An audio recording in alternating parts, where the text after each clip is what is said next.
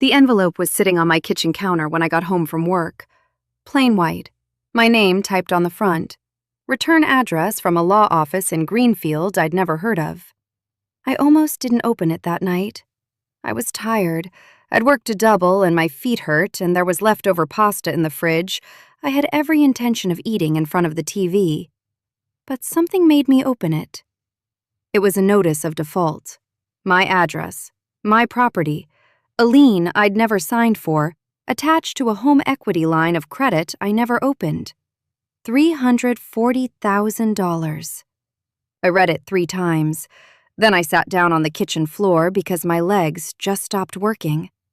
My first thought was that it was a mistake, a clerical error, wrong address, wrong name, some filing crossed in a county database. That kind of thing happens. I told myself that while I was still on the floor. My brother's name wasn't anywhere in that letter. But I knew. Before I made a single phone call, before I pulled a single record, I already knew. My grandmother Loretta bought that property in 1971, a corner lot on the east side with a 2-story house and a detached garage she rented out for 30 years. When she died in 2009, she left it to me. Not to my parents, not to my brother Marcus, to me. There was a reason for that. Loretta knew things about this family she never said out loud. She put them in a will instead. I was 31 when I inherited, appraised at $410,000. I kept the garage rented, used the income to cover taxes and maintenance, and held on to it the way she'd asked me to, carefully. Marcus was 34. He'd been through a food truck, a landscaping company that ended in a lawsuit, and a CrossFit gym he opened during a pandemic. My parents backed most of these ventures quietly, loyally, with a selective blindness I'd learned not to question. He called me the week after the will was read. "She was getting old," he said. "She didn't know what she was doing with that property." I told him she seemed pretty clear to me. He let it go. At least, that's what I thought. What I didn't know, what I wouldn't know for another 6 years, was that the conversation had already started, just not with me. For 6 years, Marcus had that house in his head. Not on paper, but in family conversations, that Thanksgiving, at my cousin Bria's graduation. That property was the family's unfinished business. My mother brought it up first, about 2 years after the inheritance. She was washing dishes. Your grandmother didn't understand what that kind of asset could do for this family. I told her Grandma Loretta understood exactly what she was doing. She turned off the faucet.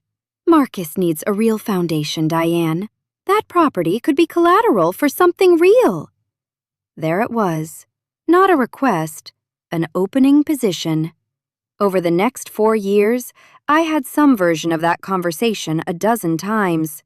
Sometimes an investment property, sometimes a restaurant. Once just a deal he couldn't explain. My father stayed quiet, which I'd mistaken for neutrality. It wasn't. It was patience. The pressure got more organized around year 5. My parents sat me down at the dining room table, the good one, and my father laid out what he called a family plan. Marcus had a property developer interested. There was a catering company in talks. The venue concept had a name, Northgate Event Spaces, and a rough business plan my father had printed out and placed in a manila folder. I looked at that folder and thought, they've been working on this for a while. I told them I wasn't signing anything. My mother said, "We're not asking you to give it away. We're asking you to invest in your brother." I said, "It's not my job to invest in Marcus." She looked at me like I'd said something ugly. "That's a terrible thing to say about your family." That was the first time someone called me selfish to my face. It wouldn't be the last. Then Marcus got engaged. Her name was Paulette, marketing director, organized, calm, the kind of woman who sends thank you notes within 48 hours. I liked her genuinely. The engagement party was at my parents' house, and Paulette pulled me aside near the kitchen and said she hoped we'd be close. She seemed warm and real. Then my Uncle Gerald pulled me aside near the back door. "So you're going to help him with the house now? For the venue?" I looked at him. "What venue?" His face did a small, complicated thing. "Marcus said you two had talked." We had not talked. I pieced it together that night. From my aunt, from cousins, from my mother's careful non-answers. Marcus had been telling people for months that I was signing over the house. He'd told Paulette's family. Paulette herself had been shown a business plan with my property listed as the primary asset. She'd believed it was settled.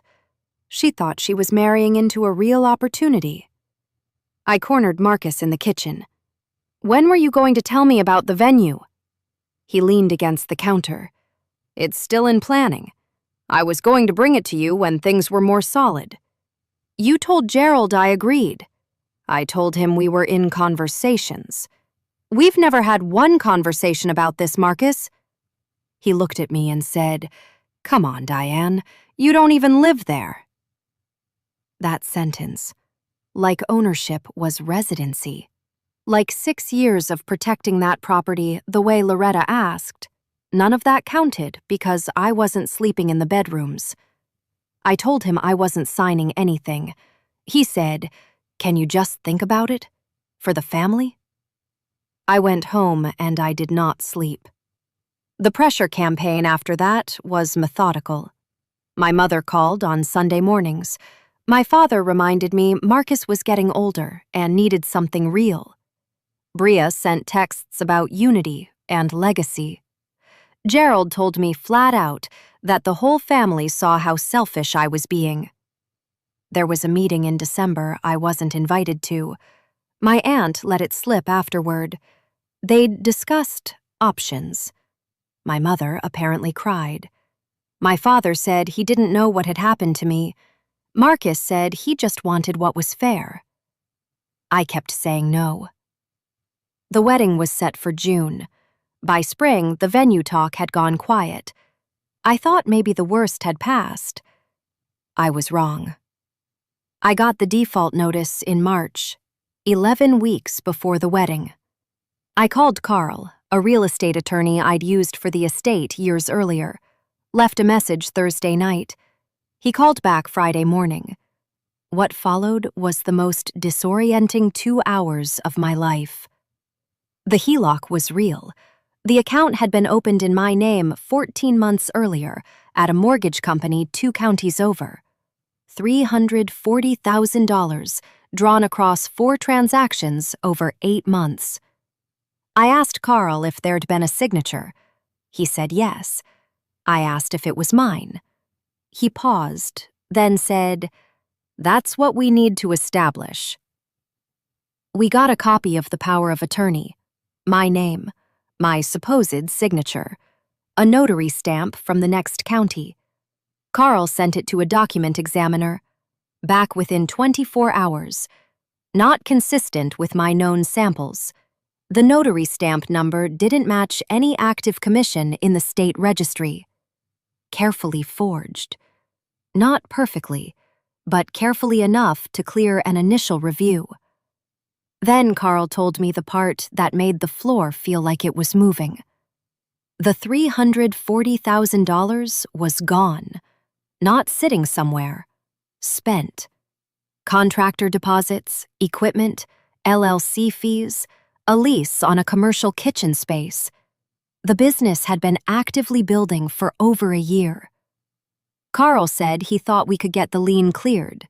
He said he thought. He wasn't certain. And the person who'd spent 6 years telling the family I was going to hand over that house, who'd built a business plan around it, hired contractors, signed a lease, that person was Marcus. I sat in the parking garage after meeting with Carl and stared at the concrete wall. I thought about the night Loretta told me she was leaving me the house. She'd taken my hand and said, "Some of them are going to come for it. That's why it's yours." I'd thought she was being dramatic. She wasn't. Carl was clear. Tip off Marcus now and evidence disappears.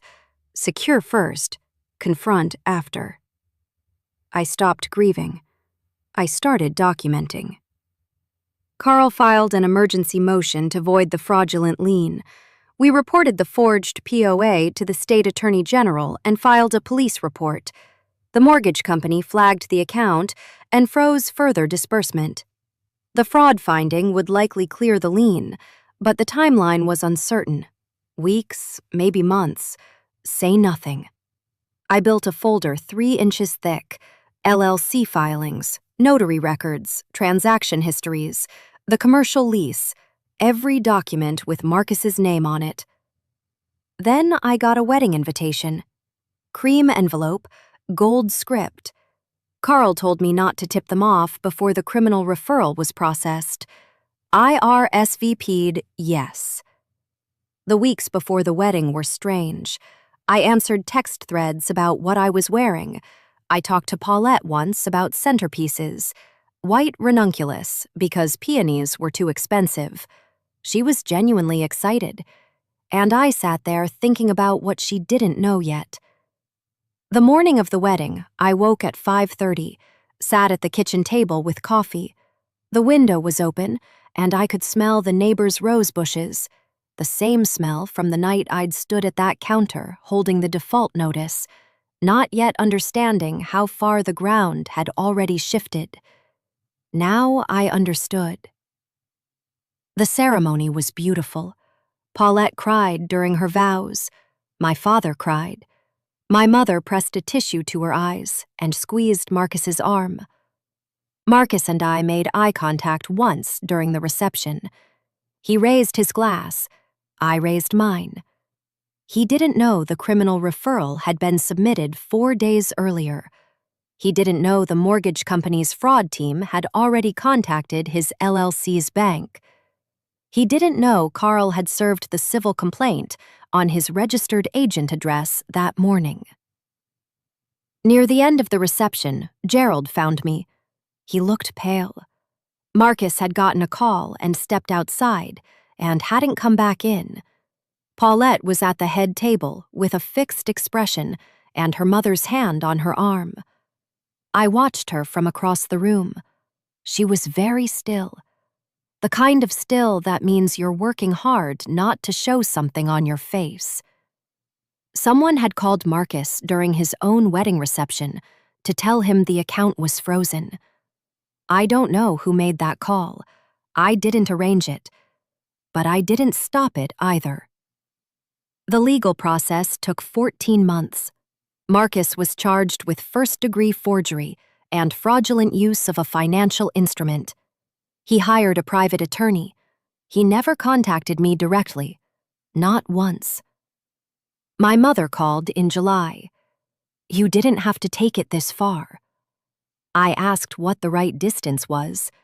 She said she'd expected me to handle it quietly, in the family.